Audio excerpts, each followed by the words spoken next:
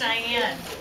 I'm a local 4-H leader, and I'm also the equestrian coach here in Sandusky. I've got some helpers here. I've got Miss Tracy, who is also a 4-H leader and an equestrian coach. I've got Courtney on Stooge. I've got Cassie on Zip. And I've got Megan on Tough down here. And the girls are going to ride around a little bit and let you guys see them ride.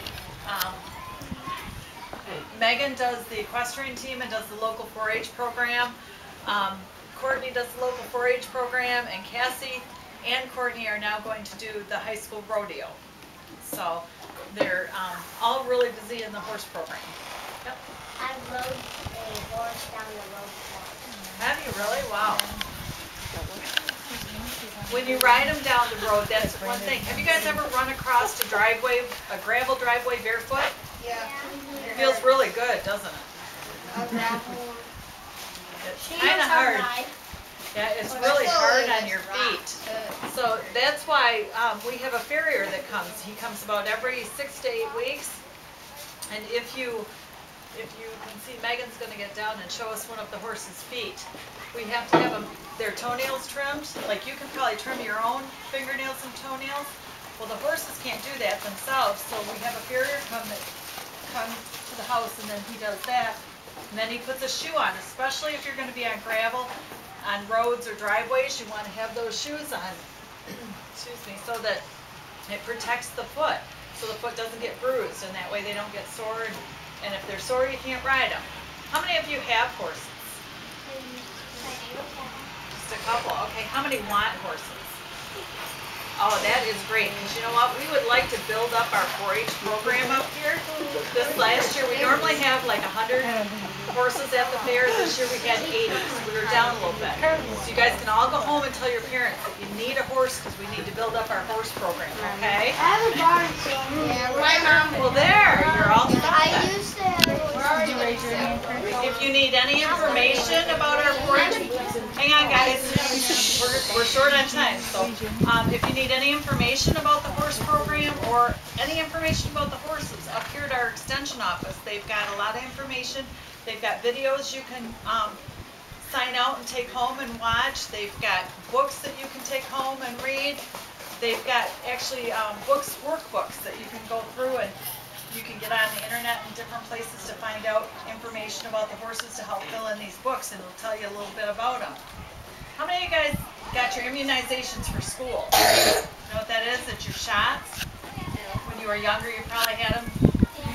Well, these horses, every year, we have to have the vet come out, just like a doctor. You guys probably just were at the vet station. Okay?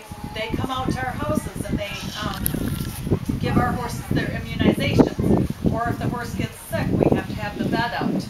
The girls are going to out and try and rope a little bit out there. They're working on that for their high school rodeo. We've got some different types of saddles here we can show you. We've got a saddle seat saddle, which is a form of English riding. Miss Tracy has the bridle there, and it's double reined. For this type of discipline, you use the double reins. Does anybody know what that metal piece is in the center? Bit. A bit. What does a bit do? Put in their mouth. Yeah. Helps control the horse, doesn't it? You can move the horse around. That is another type of English bit. That's called a kimberwick. Use that with a hunt seat. As you can see, it's got a little port there. That gives you a little more control. If you have a horse that's harder to steer, you use a bit with a port. We've got the Western saddle there. And then we've got the Western bridle. These girls are all riding Western too. And that's got a Tom Thumb bit, which is a little milder bit. So if you have a horse that's a little easier to steer, you can use a bit like that. You can see the girls have got boots on the fronts of their horses' legs out there. You can really see Cassie's because they're pink out there. That helps to protect them when they get running sometimes. Have you ever tripped over your own feet? Yeah. Well, sometimes when the horses get running fast and turning, they can lift their leg with their other foot. If they keep the boots on, they just get the boot. They don't get the leg, so you don't have an injury. These girls, I think, are going to try and rope each other, so they've been doing that occasionally today. I don't know if she's just helping her learn or she's going to get her there. Oh, does anybody know what this is? Oh, that's it. We don't put that. Spur. This is an English spur. You can see Cassie when she goes by. She's got a Western spur on there on her foot. You can see the little round rolly thing that's got the points on it. That's called a Rowel. rowel. Thank you. Just lost my train of thought. It's called a rowel, and those are the Western spurs. Sometimes they have to use those to help move their horses around. But there is our buzzer, so I guess that's all I get to tell you for today. So, but remember to go home and ask for those horses to build up that program. Okay. Come to me. What do you think? You need one, don't you? Yeah, go home and tell mommy that you need a horse. Mommy, I think it's a good idea.